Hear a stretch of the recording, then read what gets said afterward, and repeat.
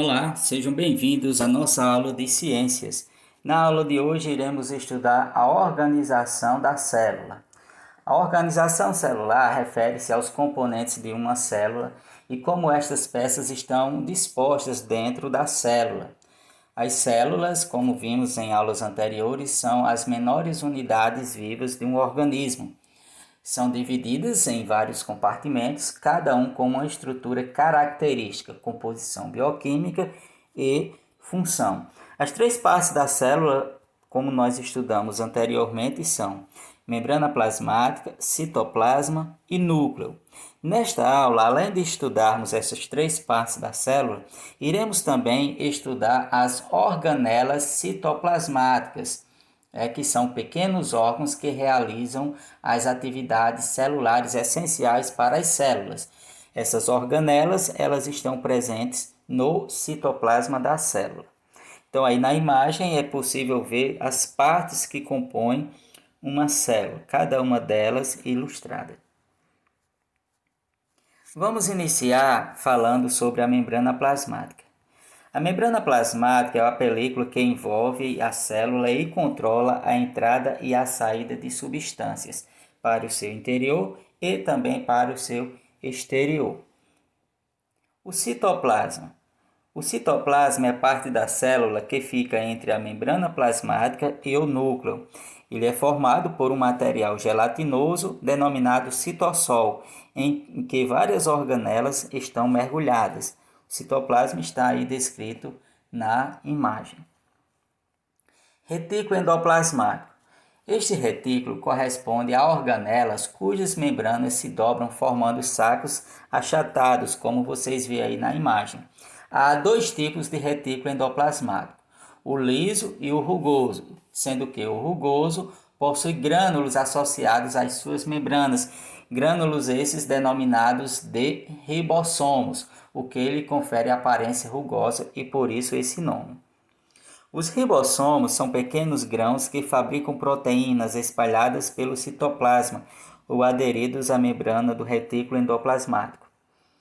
Complexo golgiense. Essa organela corresponde a um conjunto de bolsas que tem como função armazenar as proteínas que serão transferidas para fora da célula. Esse conjunto de bolsas está descrito aí na representação da nossa imagem. A mitocôndria. A mitocôndria é a organela responsável por extrair energia dos nutrientes, utilizando o gás oxigênio. Esse processo é chamado de respiração celular aeróbica. Os lisossomos. Os lisossomos são envolvidos por uma camada lipídica e no seu interior há enzimas digestivas. Essas enzimas atuam na digestão de moléculas orgânicas, como lipídios, carboidratos, proteínas e também ácidos nucleicos. O núcleo. O núcleo é o centro de controle da célula, onde encontram-se os cromossomos, que contêm os genes. Os cromossomos são estruturas formadas por uma molécula de DNA associadas a moléculas proteicas.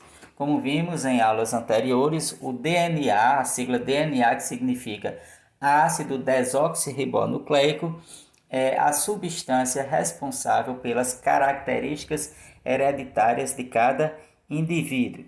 No núcleo está o nucleolo, que é uma estrutura que tem como função armazenar o material químico que vai formar os ribossomos. O centro celular é formado por estruturas que ajudam nos movimentos dos cromossomos durante a divisão da célula. Todos nós já fomos uma única célula. Pois bem, a célula ovo ou zigoto é a primeira célula a se formar após a união do espermatozoide com o óvulo.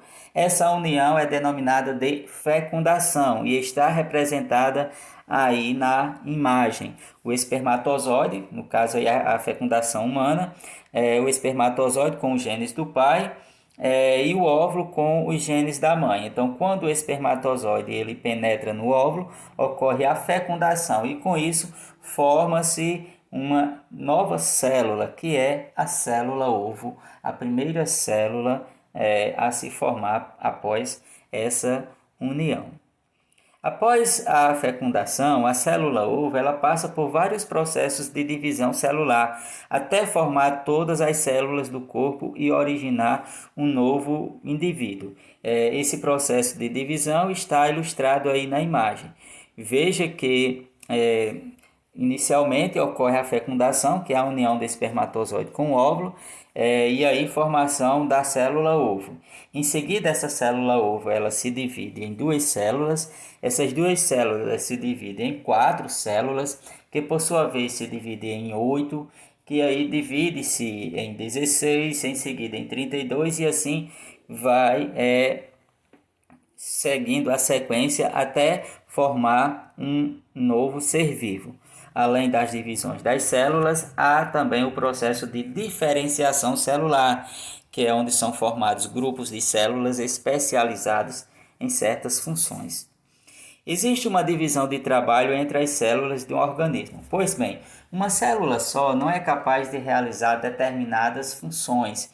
Por isso, elas se agrupam para desempenhar determinada função. O conjunto agrupado de células que desempenham determinada função é denominado de tecidos. Então veja que os tecidos são agrupamentos de células que desempenham determinada função, determinada atividade. E aí na imagem exemplo de dois tecidos, um tecido muscular e um tipo de tecido encontrado em uma folha. Os tecidos eles podem se agrupar também. A esse agrupamento nós denominamos de órgão. Então, órgão é o agrupamento de tecidos que tem determinada função. O estômago é um órgão que constitui de várias camadas de tecido. Além do estômago, podemos citar outros exemplos de órgão, como os pulmões, o coração, a bexiga, os rins e tantos outros. Um grupo de órgãos que trabalham em conjunto constitui um sistema. Por exemplo, o grupo de coração mais artérias mais as veias constitui o sistema cardiovascular. Além do sistema cardiovascular, há vários outros sistemas, como o sistema digestório, sistema respiratório, sistema urinário e tantos outros presentes no nosso corpo. Todos os sistemas reunidos e trabalhando de forma coordenada formam o organismo. O organismo é, portanto, o ser vivo, vamos dizer assim, a parte final desse processo.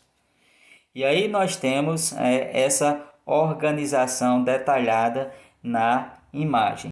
Estes são, portanto, os níveis de organização celular, que ocorre de forma hierárquica e inicia-se do nível mais baixo, que é a célula, até o nível mais elevado, que é o organismo. E aí temos na sequência essa hierarquia: a célula, o tecido, o órgão, o sistema e o organismo. Lembrando que esse nível de organização refere-se aos seres pluricelulares, tá? Então, gente, assim concluímos nossa aula. Espero que vocês tenham compreendido. Um forte abraço e até a próxima. Tchau, tchau.